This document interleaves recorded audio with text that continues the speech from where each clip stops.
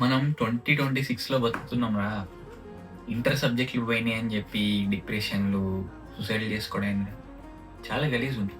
మన టెన్షన్ అంతా ఏందంటే, మన మీద పెట్టుకున్న ఎక్స్‌పెక్టేషన్స్ కంటే గూడా, అవతలోళ్ళు ఏమంటారో అన్న భయమే ఎక్కువుంటది. అంటే అట్లా చేసేసింది సొసైటీ మనల్ని. ఇంటర్ ఫెయిల్ అయిపోతేనో, లేపోతే మార్క్స్ తక్కువ వస్తేనో, మళ్ళీ ఇగ యూజ్‌లెస్ దేనికి పనికిరారు అన్నట్లు చేసేసారు. ఎగ్జామ్‌లో ఫెయిల్ అయిపోవడం పెద్ద క్రైమ్ చేసినట్ట. నా పాయింట్ ఏంటంటే, కాకపోతే ఫెయిల్ అయిపోయినాయి ఇట్స్ ఓకే. ఫెయిల్ అయిపోయినా ఓకే. పాస్ అయిపోయినా ఓకే. ఎక్కువ మార్క్స్ వచ్చినా ఓకే.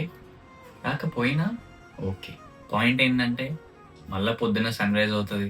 సన్‌సెట్ అవుతది. You need to wake up. మీకేదైతే ఇష్టం ఉన్నాయో వాటి మీద ఫోకస్ చేయండి. చదువు ఒక్కటే అనేది అదేం పెద్ద ఇంపార్టెంట్ ఏం కాదు లైఫ్‌లో. అది జస్ట్ ఒక పార్ట్ మీ లైఫ్‌లో అంతే. ఇంకా చాలా ఉన్నాయి. మీరు సక్సెస్ అవ్వడానికి లైక్ స్పోర్ట్స్ ఉన్నాయి, ఈ స్పోర్ట్స్ ఉన్నాయి. సో, వీటి మీద మీకు ఇంట్రెస్ట్ ఉంటే వాటి మీద కాన్సంట్రేషన్ చెయ్యండి. ఇప్పుడు చదువుకున్నోళ్ళందరూ సక్సెస్‌ఫుల్ అయిపోతున్నారు, జాబ్స్ కొడుతున్నారంటే లేదు. మీ అందరికి తెలిసిందే జాబ్ మార్కెట్ ఎలా ఉంది అనేది.